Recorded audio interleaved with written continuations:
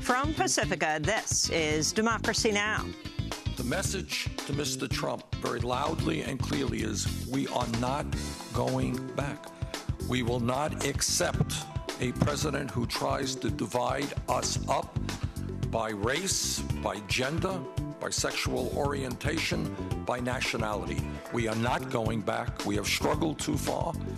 For too many years, too many people have died, gone to jail, and we're not going to retreat back into bigotry in this country. Today, a Democracy Now! Special. Senator Bernie Sanders for the hour. In his most extensive broadcast interview since the election, Senator Sanders talks about Donald Trump, the future of the Democratic Party, the death of Fidel Castro, and his message to supporters. Nobody in this room or in this country has a right to say, I give up. On the other hand, you got to jump in and start fighting. All that and more coming up.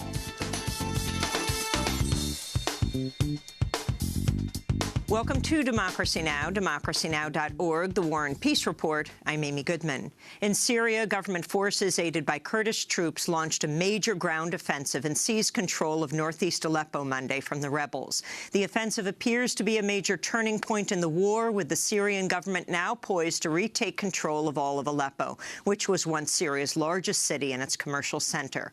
UN humanitarian envoy Stephen O'Brien said as many as 16,000 people have fled eastern Aleppo in recent days amidst the offensive and heavy bombing. Anti-government activist Zahra al-Zahar described the scene Monday as doomsday. If the Syrian government retakes all of Aleppo, the anti-government rebels will be left with little territory, only the northern province of Idlib and some areas in the provinces of Aleppo and Homs and around Damascus.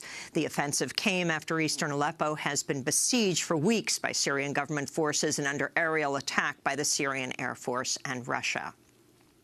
Cuba has begun 9 days of mourning following the death of revolutionary leader, the former president Fidel Castro, who died Friday at the age of 90. In Havana, tens of thousands of people lined up to pay respects to Castro, who launched the Cuban Revolution to oust the U.S.-backed Cuban dictator, Fulgencio Batista, and went on to lead Cuba for nearly a half-century. This is one of the mourners, Professor Medela Slavon. Before anything else, I am a revolutionary. I am compelled to be here because I am part of the people. Also, Fidel Castro fought so that all Cubans can have the same rights. Bolivia has declared a week of mourning for Fidel Castro, whose revolution inspired revolutionary efforts across Latin America and the globe and led Castro to become one of the arch-enemies of the United States. On Monday, President-elect Donald Trump threatened to undo President Obama's reestablishment of formal diplomatic relations with Cuba and reimpose the crushing economic sanctions against Cuba.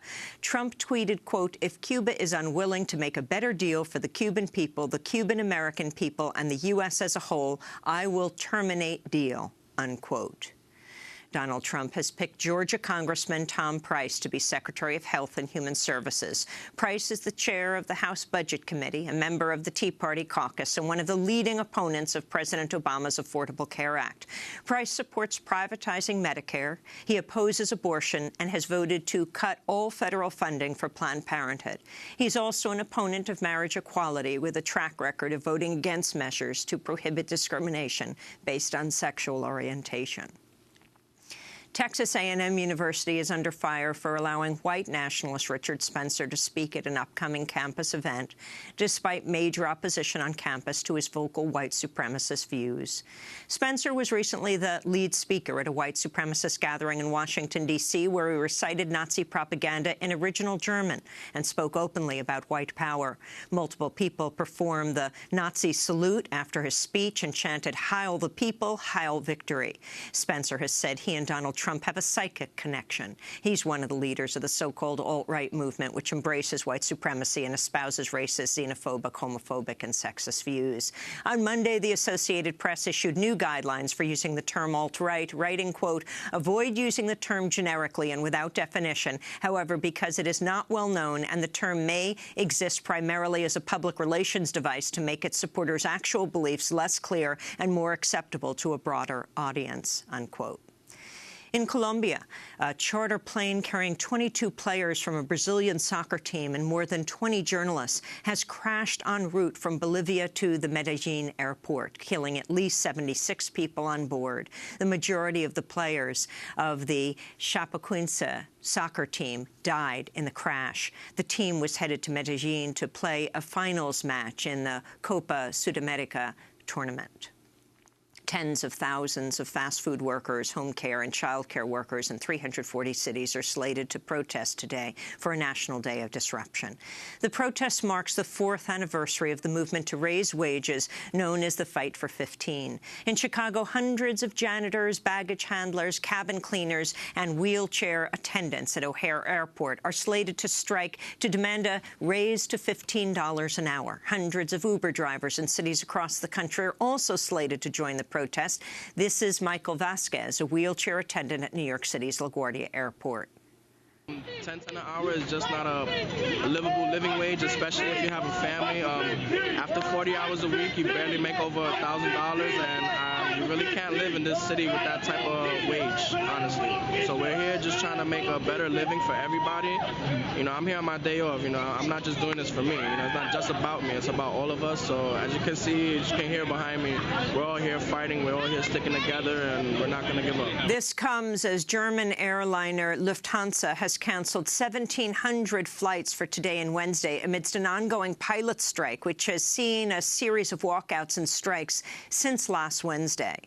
In North Dakota, a group of lawyers from the National Lawyers Guild has filed a class-action lawsuit against Morton County Sheriff Kyle Kirkmeyer, Morton County, and other law enforcement agencies, arguing they're using excessive force against Native American water protectors fighting the $3.8 billion Dakota Access Pipeline. In recent weeks, police have attacked the protectors with rubber bullets, beanbag rounds, water cannons, and sub-freezing temperatures, sound cannons, explosive tear gas grenades, and concussion grenades, injuring hundreds of people. One water protector, Sophia Wilansky, was critically injured during one police attack after her father says a police concussion grenade exploded and nearly blew her arm off. To see our full interview with Sophia's father, Wayne Wilansky, go to DemocracyNow.org. This comes as North Dakota Governor Jack Dalrymple has issued an executive order declaring the land where the main resistance camps are located is now an evacuation area. The North Dakota Department of Emergency Services has confirmed the police and National Guard will not move to forcibly evict the water protectors from this land, but the order does not mean the state will not provide emergency services to that area.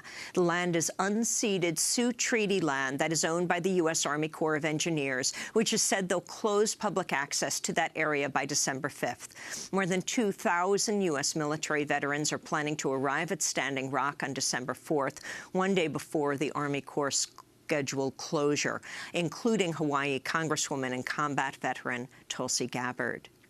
Meanwhile, opposition is also growing across Canada to Kinder Morgan's proposed $5 billion Trans Mountain pipeline expansion, which would carry oil from the Alberta tar sands region to ports in Vancouver. This is Reuben George of Tselal-Watuth First Nation.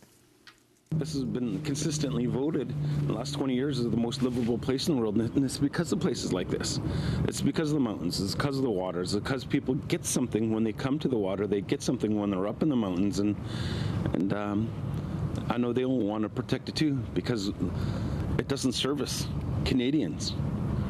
It doesn't service jobs, or it doesn't help our economy. It's to service a greedy 1%. And our plan of what we do using our own resources is for everybody. The South Korean president has offered to resign amidst an ongoing corruption scandal. Early this month, as many as 1 million people took to the streets of Seoul to demand her resignation over claims she helped a close friend embezzle up to $70 million.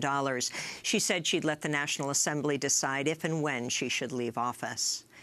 In India, thousands of people protested Monday against Indian Prime Minister Narendra Modi's recent decision to pull 500 to 1,000 rupiah notes out of circulation overnight, causing havoc for more than 1 billion people whose savings are entirely in cash. The move affected more than 80% of the country's money supply and led to massive lines at ATMs and widespread economic hardship. This is Arun Gupta, leader of a regional party. We have blocked the rail tracks here and burnt an effigy of Narendra Modi in protest against his move to withdraw 1,500 rupee bills, which has caused great inconvenience to the poor, including farmers and those who have weddings lined up. If they don't roll back their decision, then we will continue our agitation. Back in the United States, in Columbus, Ohio, a university police officer shot and killed a student on the campus of Ohio State University after the student drove a car into a group of people and then began attacking them with a knife. 11 people were injured in the attack, one critically. Police identified the student as Abdul Artan, a legal permanent resident of the United States who was originally born in Somalia. Police say they do not know the motive of the attack, which is being investigated by the FBI.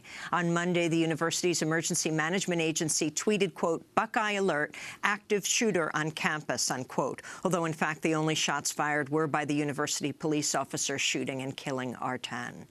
And former U.S. President Jimmy Carter is calling on President Obama to join 137 other nations in granting Palestine diplomatic recognition before he leaves office. The move would help Palestine win full United Nations membership.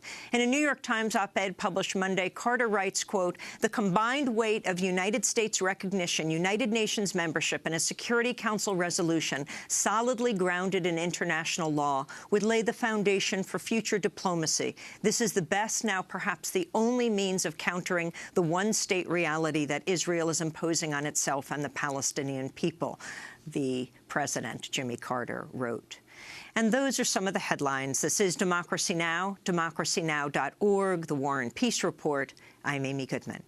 Today, in a Democracy Now! Special, we spend the hour with Vermont Senator Bernie Sanders in his most extensive broadcast interview since Donald Trump defeated Hillary Clinton 2 weeks ago. In the wake of the election, Sanders has emerged as one of the most powerful voices in Washington. During the Democratic primary, the independent, the self-identified socialist shocked the nation by winning 22 states and about 45% of pledged delegates, while challenging Hillary Clinton, who began her campaign with the support of the entire Democratic Party establishment. Many Sanders supporters now wonder if he would have been the stronger candidate to face Donald Trump in the general election. While Sanders lost the primary, he has not given up the fight. He's now launched a campaign to rebuild the Democratic Party from inside out. Earlier this month, he was elected to a leadership position in the Senate as the new chair of the Outreach for Senate Democrats. In addition, Sanders is leading the push for Congressman Keith Ellison to become the next head of the Democratic National Committee. Ellison's the first Muslim elected to Congress, and he's the co-chair of the Congressional Progressive Caucus. Meanwhile, some of Sanders' top campaign staffers have launched a new political action organization called Our Revolution to fight for progressive change. Our Revolution is also the name of Bernie Sanders' new best-selling book. Well, on Monday, I interviewed Bernie Sanders in front of a live audience at the Free Library of Philadelphia. Where were you on election night? Home. And talk about what you went through. Well, when the results came in from Indiana, I was very nervous. We had an outside chance with a conservative Democrat to win that seat. No one thought that Clinton was going to win it. And he got beaten rather badly, and I started getting nervous, and it was downhill from there. I went into the evening thinking that it was about a 2-to-1 shot that Clinton would win. So, I mean, I was not shocked that Trump won. Surprised, but not shocked for some of the reasons that I gave. But I will not deny to you that it was a very depressing evening. I did not want to deal with the media. I was invited to be on a million different things. I didn't even show up at the state event, So I will not deny that it was a depressing evening, and since then I've been thinking as hard as I can with other people about how we go forward and what the best response is.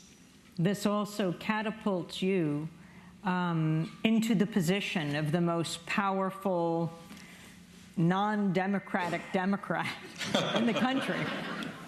Well, there aren't too many non-democratic Democrats who are in the United States Senate, so it doesn't say much. But yeah, but I think your point is that last week or 2 weeks ago, Chuck Schumer, who is now the leader of the Democrats in the Senate, put me on leadership. And he gave me a position that I wanted. and that is to be chair of the outreach effort. And what I'm going to do is use that position, with your help, with all of your help, to transform the Democratic Party. I think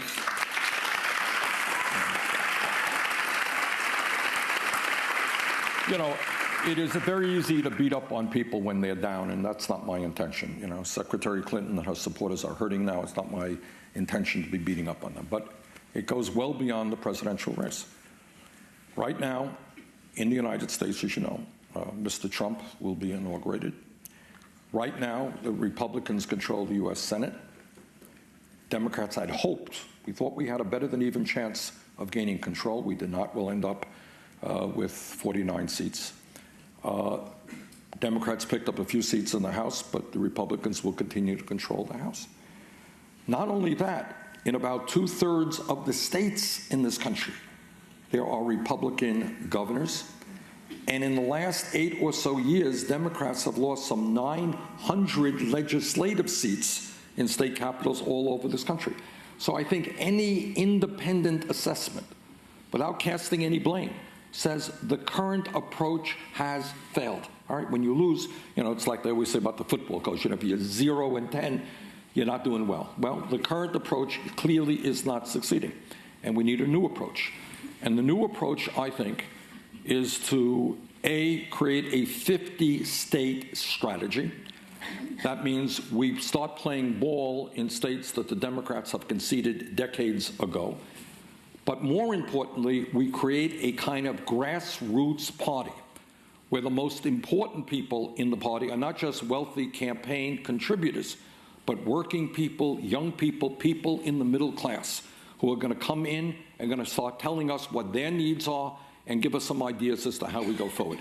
And I accept this responsibility as outreach chair with a lot of trepidation, but also with excitement. I'm going to be going around the country to try to do everything that I can to create a party which represents working people and not just the 1%. Mm. And the issue of who will head the DNC? I am strongly supporting a congressman from Minnesota named Keith Ellison.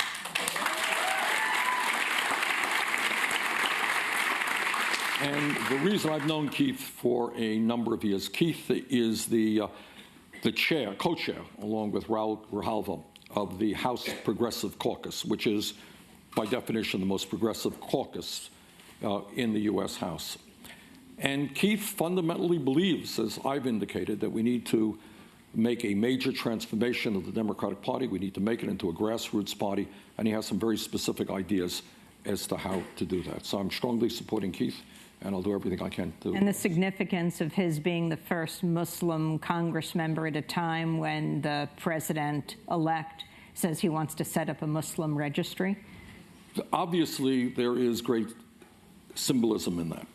But to me, to be honest with you, as somebody who's not a great fan of identity politics, I'm supporting Keith because he is a strong progressive whose whole life has been about standing up for working families and the middle class and low-income families. But your point cannot be denied, and that is it will be a statement to the entire country that the leader of the Democratic Party is a Muslim, that we want a party of diversity, that we will not accept for 1 second the bigotry that Trump has been espousing during his campaign.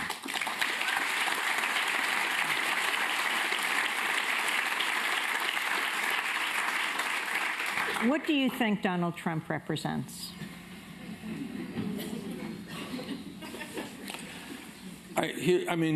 And who do you think he represents? That's a good question, and I don't know that I can give you a definitive answer, but this is what I think. For a start, in terms of the campaign, what he did is, as I indicated in my remarks, he touched the nerve, and it would be wrong to deny that. There are some people who think that everybody who voted for Donald Trump is a racist, a sexist, or a homophobe, or a xenophobe. I don't believe that. Are those people in his camp? Absolutely. But it would be a tragic mistake to believe that everybody who voted for Donald Trump is a deplorable. They're not. These are people who are disgusted and they are angry at the establishment. And the Democratic Party has not been clear enough, in my view, about telling those people, whether they are whites, whether they are black, Latino, Asian American, or whatever, women, gay, whatever, that we are on their side. And too often what we look at is identity. You're a woman. Well, that's good, but we need more women in the political process. We need more African Americans in the political process, more Latinos, no question about that. But we need people who will have the guts to stand up to the billionaire class and corporate America and fight for working families. Former presidential candidate, Senator Bernie Sanders of Vermont. More of him in a minute.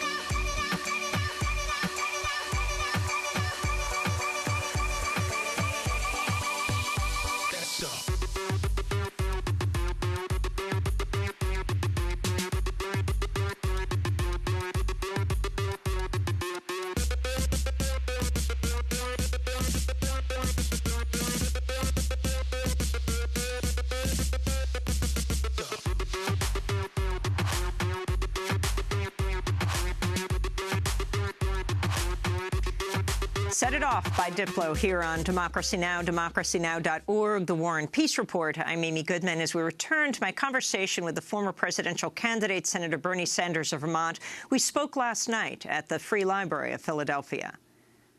You were considered a fringe candidate. Maybe you yourself considered yourself a fringe candidate. When did the moment come when you actually felt the burn? Well, I'll tell you.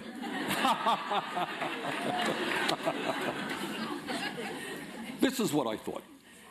It's been a crazy 2 years, but what I thought is, look, I wasn't born yesterday, and I wasn't, I didn't just get involved in politics 2 years ago. I've been representing the state of Vermont for 25 years in Congress. I was mayor of the city of Burlington for 8 years, where I took on Democrats and Republicans to win election. And I knew, that the message that we had, I could see it in Vermont.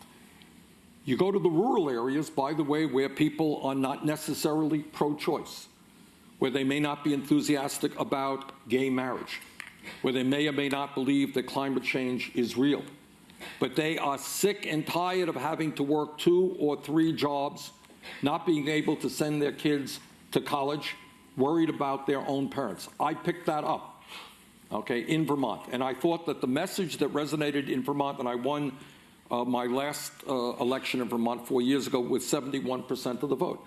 I did not believe for 1 minute that Vermont was any different than the rest of the country. But what ended up, to answer your question, what happened is, before I decided to run, and the book goes into it, we went around the country. And we did, honestly, politicians always say, well, the people asked me to run, after they'd already made up the decision to run. But the truth is, I didn't know. How responsive would people be to our message? Well, I'll never forget, we were on a beautiful Sunday afternoon in Los Angeles. Maybe the weather is always beautiful there, I don't know. But anyhow, and I thought nobody would show up in a meeting. We had the Musicians Union Hall. We got 500 people coming out. Run, Bernie, run. We were in Minneapolis. This is a funny story, which we relate in the book. We didn't know our way around Minneapolis, so we were driving around. Suddenly we see this long line of people. And I commented to the guy next to me. I said, I wonder what concert is going on. Well, it turns out 7,000 people were there for an event. This is early on. And what we were beginning to see with the turnouts at our rallies, more and more people coming out, more and more excitement, more working people, more young people who indicated to me in a million different ways they were sick and tired of establishment politics and establishment economics. They wanted real change. And I will tell you, as the campaign progressed, that it was an awe-inspiring moment, a humbling moment to be walking out on a stage. I think it was in Portland, Oregon, where the Trailblazers play in the NBA, and you look out, and there are 28,000 people at a rally in Portland, 25,000 in Seattle, 27,000 in Los Angeles. So people were starting to come out. The word was getting around. And it was especially gratifying to see so much beauty in the faces of young people who want real change in this country. And yet, who heard you were the people in that room in each place. You were having the largest rallies of anyone, including Donald Trump, certainly far surpassing Hillary Clinton. But what Donald Trump had that you didn't was the media. And, you know, that was repeated over and over by those that owned the media. You know, he's good for us. So it wasn't just Fox. It was all of the networks that were Trump TV. He didn't have to travel. He was piped into everyone's home. March 15th, Super Tuesday 3, was a night when Rubio gave his speech and Ted Cruz gave his speech. Clinton gave her speech, and Donald Trump, they waited for half an hour for him to give his speech and showed the open podium, as they often did. They showed more of the open podium waiting for Donald Trump than ever playing your speeches. Those were all the candidates that night, and they played all their full speeches. They did not play one word of your speech. You were speaking in Phoenix, Arizona, to the largest rally of any of those people that night. They didn't even speculate where you were. I wish I could disagree with you. No, Amy is raising a very, and we go into it in the book. I was stunned. I mean, you know, in the middle of the campaign, you're not, figuring out this stuff or thinking about it. Turns out that from January 1st, 2015, I think through November 2015, ABC Evening News had us on for 20 seconds. What was it you did that was so newsworthy? And it wasn't much better on NBC or CBS. All right. And that's just the simple truth. And there are a couple of points. I think, Amy, correct me if I'm wrong, but I think the guy who's head of CNN said, hey, Trump has been fantastic for us. I mean, literally said that. We're making huge profits from Trump. And the point to be made is we had the misfortune of actually trying to talk about the problems facing America and providing real solutions. Trump was tweeting out about how ugly or horrible or disgusting or terrible his opponents were in really ugly terms. Perfect for the media. That is a great 12-second soundbite. But to talk about why the middle class is in decline, or why we have massive levels of income and wealth inequality, can't be done in 12 seconds. And second of all, it's not something that they are, frankly, terribly interested in.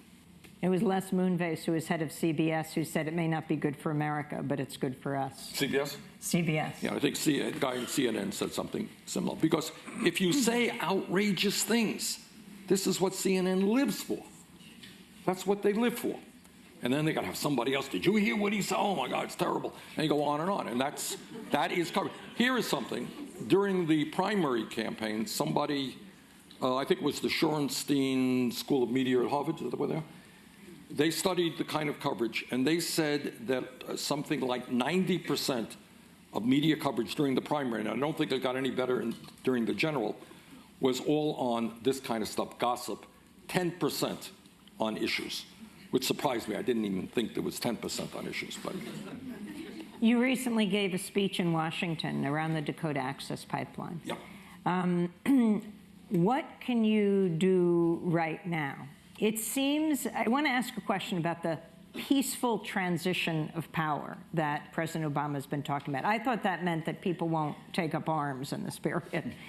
But it does seem to be that even proposals that would be put forward now, we just came from Morocco, the UN Climate Summit, the U.S. pulled back on plans it was going to put forward there, that to ease the transition, the Obama administration will go in the direction of a Trump administration. Now, on the Dakota Access Pipeline, President Obama, who visited Standing Rock in 2014, I think the only Native American reservation he visited with Michelle Obama, they had a powwow, they met the children. It was quite amazing. So he knows the Standing Rock tribe in North Dakota. After the video of the dogs came out that we filmed Labor Day weekend, dogs with their nose and mouths dripping with blood from biting the Native American water protectors, they were unleashed by the pipeline guards. President Obama returned from Asia, and when a judge ruled on behalf of the company, 15 minutes later, an unprecedented three-agency letter came out from the Army, from the Interior, and Justice, and said, we are not going to issue this final permit. But the latest we've heard this week is the Army Corps of Engineers says people have got to get off the property. What can you do as a senator, even in this time of the peaceful transition of power? I trust that most people here know about the Dakota Access Pipeline. The issues are threefold, and I'll tell you what we are trying to do. And I think your description of the situation is correct. Number one, we're dealing with sovereignty rights for Native American people, an invasion of their own property, and violation of treaty rights, which is an endemic problem in this country. Number two, you're talking about an area where if the pipe burst, water, clean water that goes to millions of people in that region could be severely impacted at a time when we're all concerned about the amount of clean water that we have. And thirdly, and most importantly, perhaps, you're talking about whether or not we should be in any way supporting a pipeline which is piping in filthy oil at a time when we need to transform our energy system away from fossil fuel to energy efficiency and sustainable energy. So those are the three issues there. I think what we have done is, number one, demanded that the president do what he did with Keystone. A lot of people put a lot of pressure on the president, and he finally did the right thing, and that is to kill the Keystone pipeline, which, by the way, under a Trump may be reopened again. But that is what he should be doing. And certainly the demand must go to the North Dakota authorities that the kind of military presence that exists there is simply not what is acceptable. So we have written to the president. We are going to continue to put pressure on the president to do everything he can to protect the Native Americans in the area and the protesters in the area. Let me ask you about that famous moment in one of the debates with Hillary Clinton where you said you didn't care about the damn emails. Do you feel the same way today? What I said, and sometimes it got taken out of context, is that there was an investigation going on, and that I wanted to spend that history 10 years from now. Trust me, no one will remember these damn emails. What they will worry about is people not having health care. They'll worry about climate change. They'll worry about poverty. They'll worry about infrastructure. And my point was, and the media often doesn't play that whole statement, I said, I'm sick and tired of hearing about your damn emails, because that's what the whole campaign is about. Why don't we talk about, A, the collapse of the middle class, income and wealth inequality, health care, education, how we move the country forward? And that was the thrust of my point. It is not my style, and sometimes, amazingly enough, I get criticized for it, for running, ugly and negative ads. I prefer to stay on the important issues facing the American people. There are other areas we could have gone as well that Trump went into, that we chose not to do it. Because I think in my own state, I can tell you that people do want to hear a serious discussion on serious issues. That's what we tried to do. Well, let me tell you the reason I ask this now. This issue that was hijacked by the right-wing media and Trump himself, but the issue of the Secretary of State setting up this private email server, and she has her husband, who's the former president, and running a multi-billion-dollar foundation, meeting with heads of state as well, and yet they don't have accountability here. What this means, not only for them, but if this becomes a model, for example, for President Trump. He runs a vast business empire. Absolutely. He is the top government official. If he decides to set up his own private email server and decides that he can disappear tens of thousands of email, there won't be a government record of what is actually going on. Right. I mean, I think that's a fair point. And I think with Trump, the major point is this guy has business enterprises all over the world. And you're looking just at immense conflict of interest. Every decision that he makes is going to impact his bottom line and some business that he owns all over the world. So it remains a huge issue. And I got your point, too, obviously. You know, and that is the valid criticism of having a private email when you're doing government business. Mm-hmm. And now his cabinet appointments, your thoughts on the direction he's going in? Well, I think this is where what our job is. In fact, as I mentioned earlier, I'm going to be, I think, in Indiana on Monday night. And we're going to go to the Carrier plant where you have a situation where Carrier is, you'll remember air conditioners, they make furnaces in Indiana, actually. And they announced last year they're going to shut down 2 plants in Indiana, throw 2,100 workers out on the street. This is a company that pays top dollar to its CEOs. Head guy makes $14 million. A couple of years ago, they had a severance package for a former CEO. You know what the guy got as a golden parachute? $171 million. And now what they want to do is shut the plants down and move to Mexico and hire people in Monterrey for $3 an hour. So it becomes symbolic of a disastrous trade policy. And we're going to be there. But to answer your question, what we have got to do now, to those people who voted for Trump because they said, well, you know, this guy sounds reasonable. Trump sent out a tweet where he says, I am the only Republican candidate for president who will not cut Social Security, Medicare, and Medicaid, right? Well, believe me, every American, every person in this country, if I have anything to say about it, will know precisely what is going on with Social Security, Medicare, and Medicaid, because as you've indicated, they are beginning to appoint people who are typical right-wing Republicans who want to privatize or cut Social Security. And our job, and we've got it, we've got every statement that Trump made during this campaign. And we are going to hold him accountable. Every person in this country will know what he said and what he is doing. Trump said one of the issues that I think a whole lot of people are deeply concerned about is the high cost of medicine in this country. Trump said during the campaign he was going to take on the pharmaceutical industry.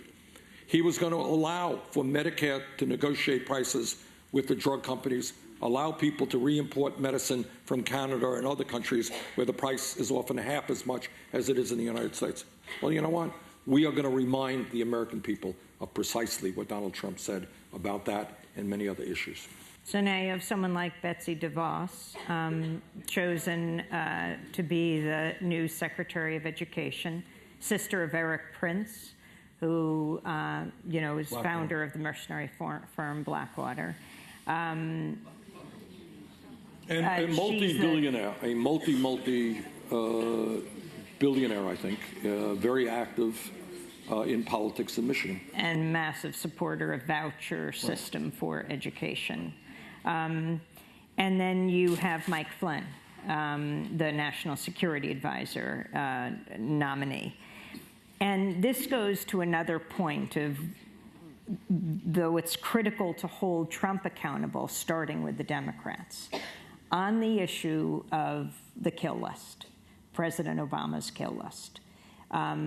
His using extrajudicial powers, executive powers, to kill people, can be Americans, without a judge, a jury, without them being charged with a crime. That's President Obama, and he's extending those powers. Your thoughts on President Obama's use of the kill list, and then the idea of President Trump using his kill list? Well, look, when we talk, obviously I disagree with Obama in using unilaterally deciding who's going to live or die. And look, it goes without saying that, we are concerned, I am deeply concerned about virtually everything that Trump is talking about and has talked about in his campaign and the kind of people that he is appointing. But what's going through my mind right now is to figure out the most effective way that we can fight back. That's really what I am focusing on right now. And what I will say, and what I believe to be the case, the Republicans are many things, but they're not dumb. And if millions of people begin to stand up and fight back, they're going to be thinking twice about doing very bad things. I'll give you just one example, Amy. A couple of years ago, sad to say, not only virtually all Republicans wanted to cut Social Security, there were a number of Democrats who did as well. And some of us in the Senate organizing a Defending Social Security caucus. We work with senior groups all over this country. We got millions of signatures on petitions coming in, and you know what? They backed off. They did not cut Social Security. So I think if there's a lesson to be learned right now, and we are fighting for huge stakes. We're fighting for the future of the planet in terms of climate change. We're fighting for the future of American democracy. We have got to mobilize people and rethink our commitment in terms of what our role is in the political process. And the message I just want to make here in Philadelphia and across this country is it is not good enough to say, well, hey, I vote every 2 years, I vote every 4 years. That's fine, but that is not good enough. What we need to do is to be thinking every day the kinds of role we can play in educating and organizing and mobilizing people to defeat this horrific agenda. And I do believe that if millions of people do stand up and fight back, we can stop him from doing some really awful things. And that's what I'm trying to do right now, and we've got to mobilize people to do that. We'll be back with Bernie Sanders, Senator of Vermont, former presidential candidate, in a minute.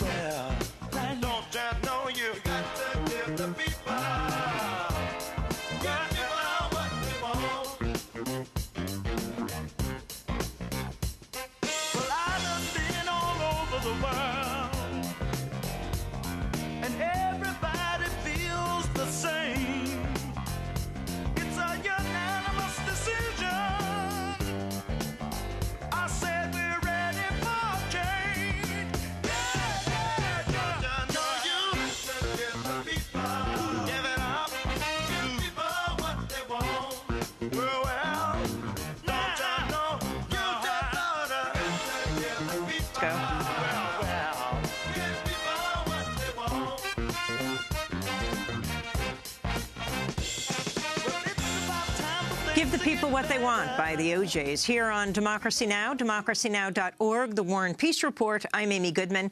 As we return to my conversation with Senator Bernie Sanders of Vermont, we spoke Monday night at the Free Library of Philadelphia.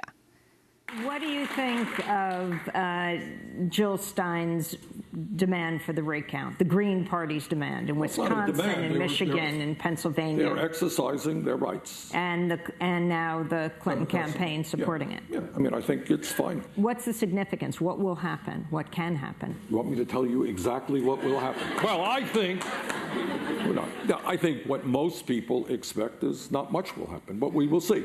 But it touches on, so in other words, all that they are doing is what happens all of the time. Nothing new about that. Recounts take place. When I was elected mayor, there was a recount. Right now in North Carolina, the Republican governor, who appears to be losing, wants a recount. Not a new idea.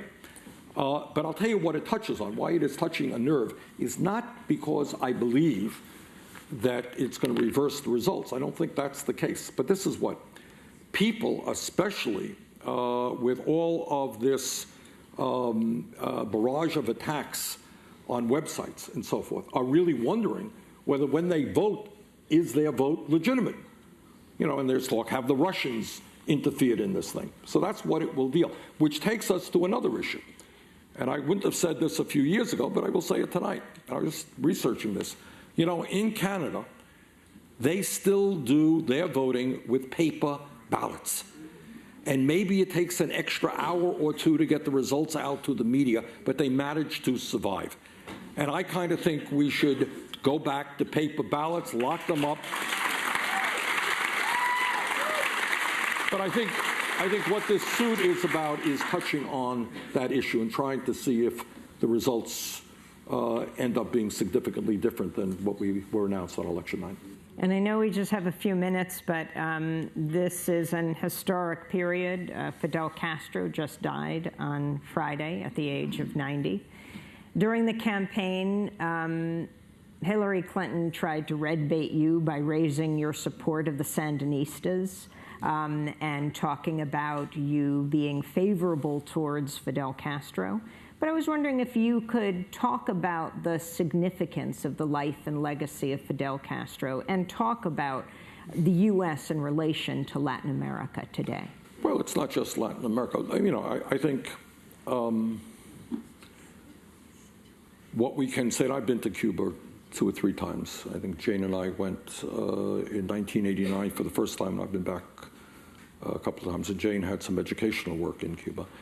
A lot of positive things that can be said. Their healthcare system for a third world country is quite good. It's universal. All people have healthcare without any expense.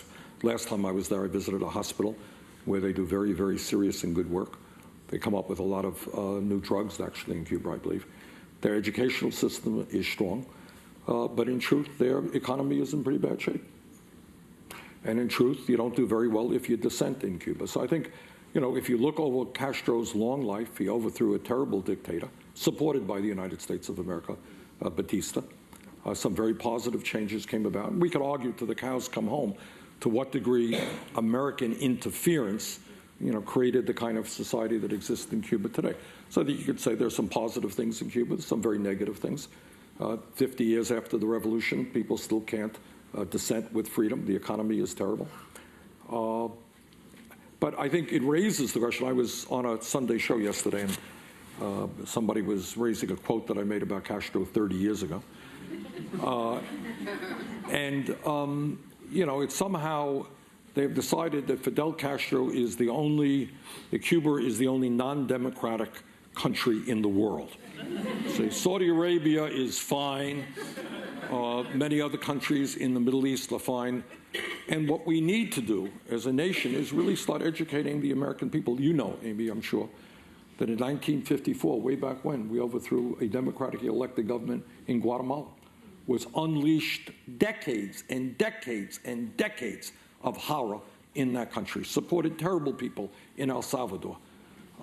We engineered the overthrow of Salvador Allende in Chile, democratically elected. The first time a person democratically elected in Chile was overthrown through the United States and the CIA. But those issues somehow don't quite make it onto ABC.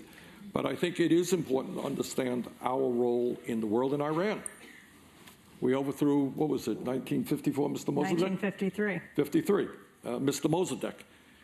How many people are familiar with that? People know that? Good. Not a lot of people. Certainly young people don't know that. But in 1953, at the bequest of British oil companies, the United States government helped engineer a coup of a guy who was democratically elected, who was thinking about nationalizing some of the oil industry there.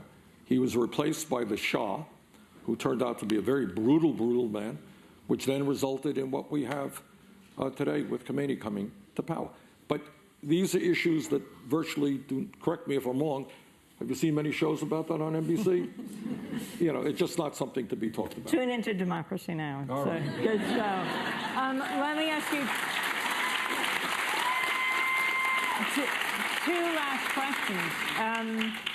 The electors of the Electoral College, do you think they have a special role to play, given that Hillary Clinton looks like will have something like, as you pointed out, 2.5 million more votes than Donald Trump? I think that's an archaic concept. I think nobody voted for the electors.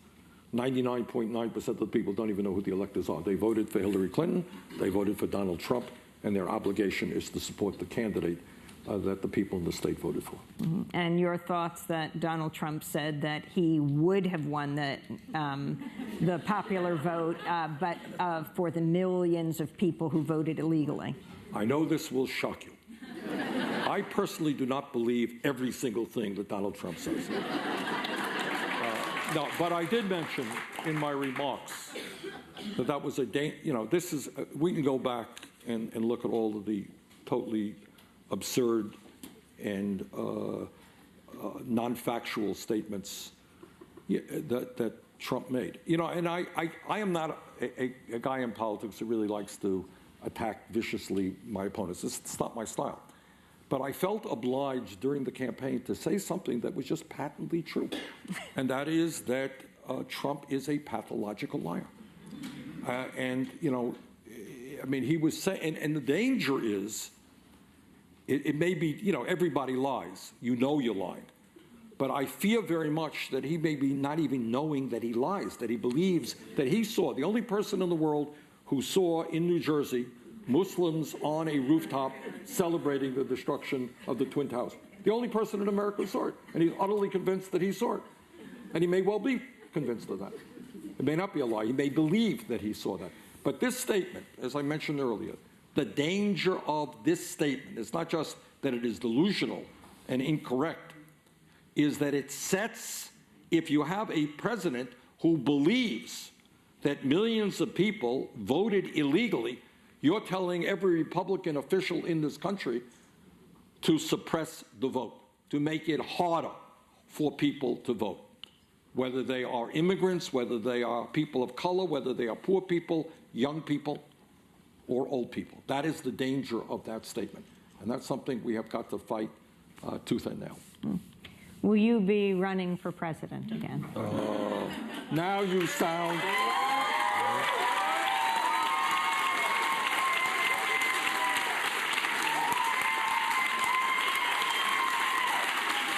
Now, she waited to the end of the program to sound like a mainstream media person. Well, do I continue to sound that way if I ask you, would you ever consider leaving the Democratic Party that you are actually not a part of? Well, let me answer the question. 4 years is a long time. I've got to, I'm going to be running for re-election most likely in 2 years from Vermont to the Senate. And there's just an enormous amount of political work that has to be done. At this moment, I think, as now having been recently appointed a member of the Democratic leadership, my job, with the help of everybody in this room, look, we're going to ask a lot from you. And here's the bad news. We don't want just your money. See, and one of the things that bothers me is, and I will take this on, is Democrats spend an enormous amount of time raising money. And I have, for those people who are kind enough to donate, and we appreciate it very much, I got to ask you a favor. Do not take up so much time, and I mean this very seriously, time of the candidates. If I have anything to say about it, they're going to be going to Kansas and Mississippi and Alabama, where they're not going to be raising money. They're going to be talking to working people. So we need financial support, but we don't have the time to spend an evening with 10 people. We need your financial help, but you have to allow serious people in politics to go out and start talking to working people so that we can transform the politics of this country. All right?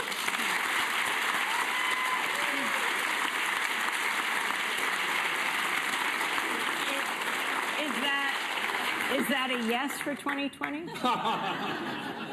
So no comment for 2020. It's a statement that, it is a statement that we have to worry, believe me, about 2017 and 2018. And again, let me repeat what I have said throughout the campaign, and I believe absolutely from the bottom of my heart. Politics is not about a person. We transform this country not by electing some guy or woman to be president. We transform this country when millions of people stand up and fight back. That will result in good leadership on top.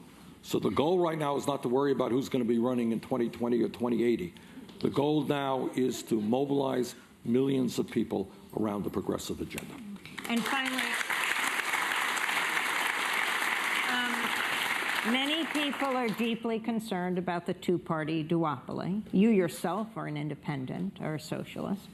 Would you ever consider the third-party run, joining with the Green Party? I did that. In Vermont, as many know, I defeated Democrats and Republicans to become mayor, defeated Democrats and Republicans to make it into the Congress. Recent years, Democrats have been more sympathetic.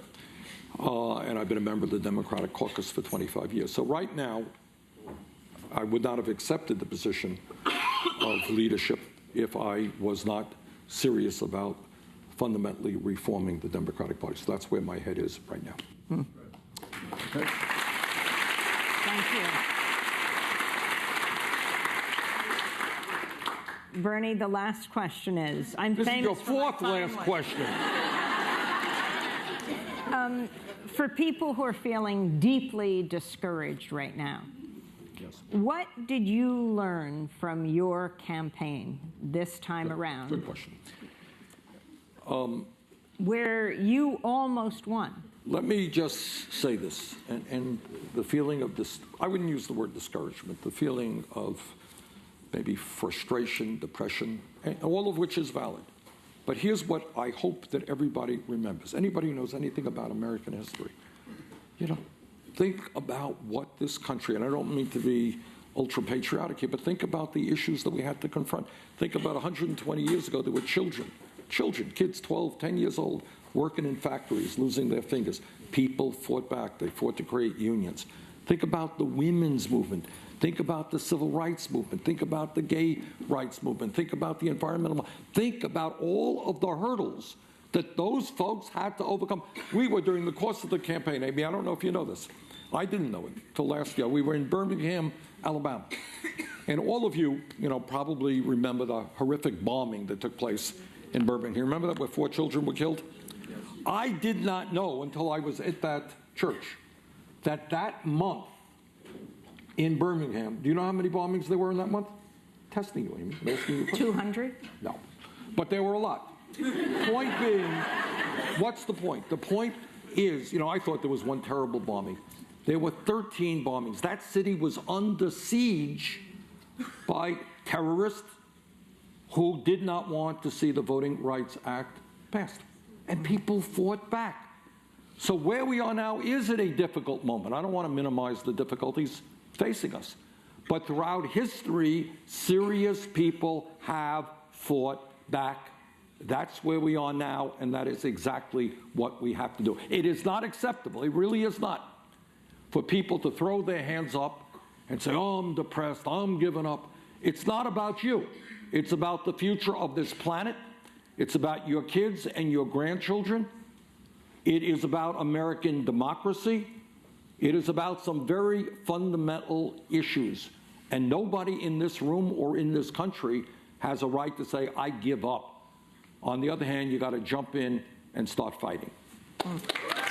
That's former Democratic presidential candidate, Vermont Senator Bernie Sanders, who's now in the leadership of the Democratic Party in the Senate, even though he's an independent socialist. He's author of a new book. It's called Our Revolution. I interviewed him Monday night at the Free Library of Philadelphia. To watch Bernie Sanders' full speech before we actually spoke, you can go to DemocracyNow.org. Tune in Wednesday to Democracy Now! When we'll speak with Green Party presidential candidate Dr. Jill Stein about her efforts to force recounts in Wisconsin, Michigan, and Pennsylvania. Also, join us next Monday, December 5th, at Riverside Church in New York City for Democracy Now!'s 20th anniversary celebration, featuring Harry Belafonte, Noam Chomsky, Patti Smith, Danny DeVito, Danny Glover, Tom Morello, Juan Gonzalez, and many more. You can visit DemocracyNow.org for details. Love to see you at Riverside Church, December 5th. Oh, and we have job openings. Democracy Now! Is hiring a senior TV producer. Details on our website, as well as interns and fellows. Check out DemocracyNow.org. A very happy birthday to Dina Guzder.